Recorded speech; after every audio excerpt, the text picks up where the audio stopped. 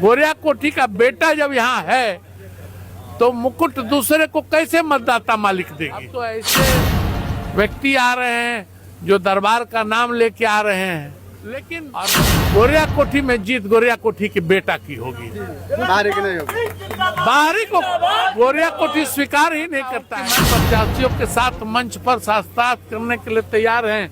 ये 42 पंचायत का नाम लगातार पंचायतों के साथ उसमें रेवेन्यू विलेज का नाम रखिए और बताइए कि आप कितने गांवों को जानते हैं, किस किस गांवों में गए हैं, कौन उत्तर है, कौन दक्षिण है, कौन पूरब है, कौन। कुछ लोग ये कहता कि रात से दिवेश बाबू का ललाट चमक रहा बा।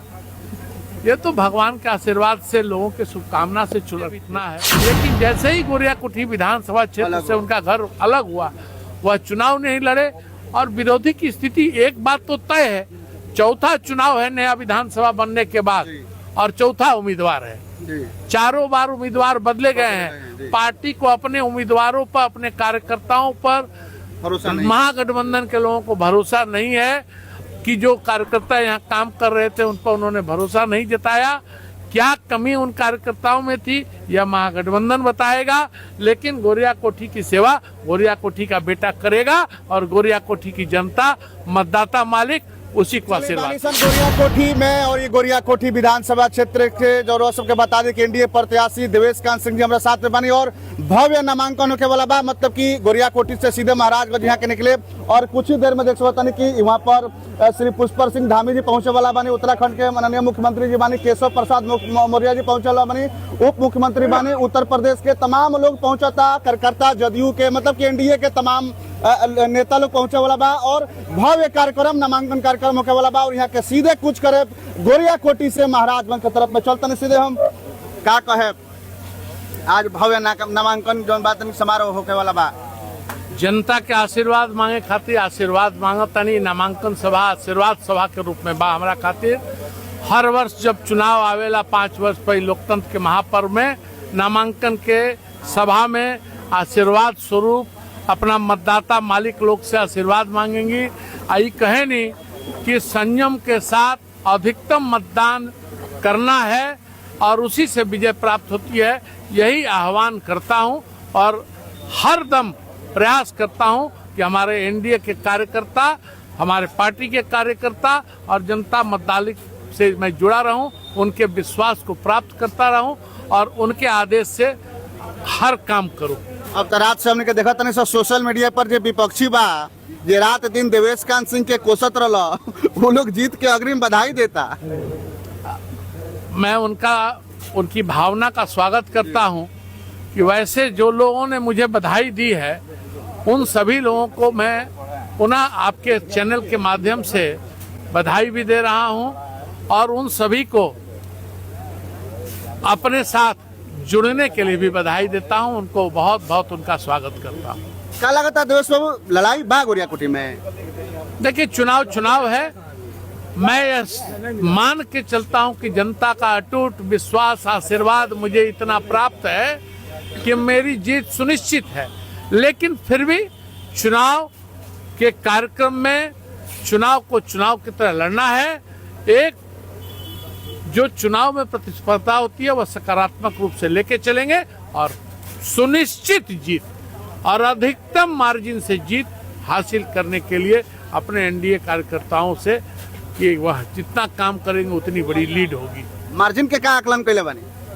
देखिए अब तो ये जनता का आशीर्वाद है और जिस तरह से मुझे लगातार लोगों का समर्थन प्राप्त हो रहा है, जिसमें आप कह रहे हैं कि वैसे लोग भी बधाई दे रहे हैं सोशल मीडिया 5 वर्ष तक मुझसे नहीं जुड़े, मुझसे कुछ गलती हुई होगी, त्रुटि हुई होगी, भूल हुई होगी, उन्होंने भी मुझे माफ करके अगर आशीर्वाद दिया है तो मैं समझता हूँ 50,000 से ऊपर भी लीड जा सकती है। 50,000 से ऊपर एकदम इतिहास बनेगा, ऐतिहासिक चुनाव होगा, क्योंकि बिहार रफ्तार पकड़ चुका है और उस रफ्तार में गोरिया कोठी की गाड़ी बिना किसी स्टेपनी से अपने मजबूत 4 चक्कों और उसके चालक नीतीश कुमार 5 पांडव के बल के साथ मजबूती से गोरिया कोठी को लेकर जाएगी। कुछ लोग ये कहता कि रात से देवेश बाबू का ललाट चमक रहा बा।